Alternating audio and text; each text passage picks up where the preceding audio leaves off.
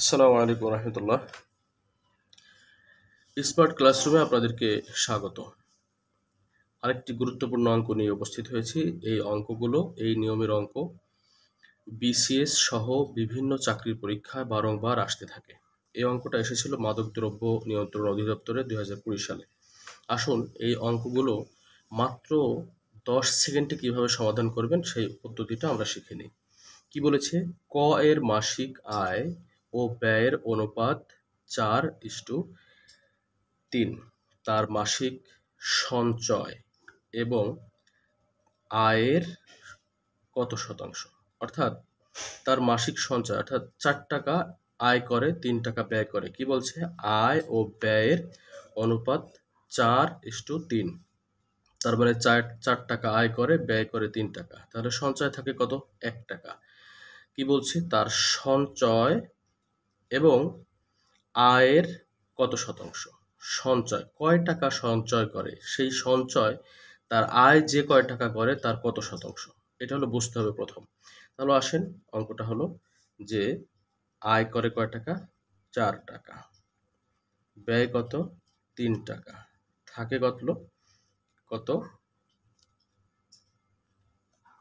এই অঙ্কগুলো করার সময় খেয়াল রাখবেন যে প্রথমে আপনি বসাবেন আয় বিয়োগ ব্যয় ভাগ আয়, বসিয়ে দিলাম।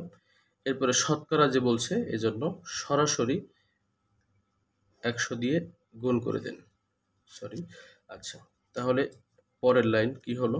যে এখানে 4 থেকে 3 মাইনাস থাকে কত? 1 টাকা, আর নিচে তো সেই 4 টাকা আয়ের থেকেই গেল, গুণ 100। এখন 4 দিয়ে 100 রে কাটেন, কত থাকে? 25। অর্থাৎ এর উত্তর 25%। পরবর্তী অঙ্ক হলো, এই অঙ্কটা বিভিন্ন চাকরি পরীক্ষায় এসেছে, বাংলাদেশ ব্যাংক এবং আরও অন্যান্য পরীক্ষায়, ভূগোলী ব্যাংকে। তাহলে এইসব অঙ্ক সামনের যে কোনো চাকরি পরীক্ষা আসার সম্ভাবনা আছে, বিসিএস সহ প্রাইমারিতে। তাহলে আসেন, সেম নিয়মে আমরা কি করব? যে কি বলছে? রানার আয় ও ব্যয় এর অনুপাত হলো 20:15 হলে তার মাসিক সঞ্চয় ও মাসিক আয়ের কত শতাংশ? কয় টাকা সঞ্চয় হয় আর সেই সঞ্চয় টাকাটা তার আয়ের কত শতাংশ? তাহলে আমাদের সেই সূত্রটা কি? অবশ্যই মনে আছে যে আয়টাকে প্রথম বসাবো নিচে। আয় কত? 20 টাকা।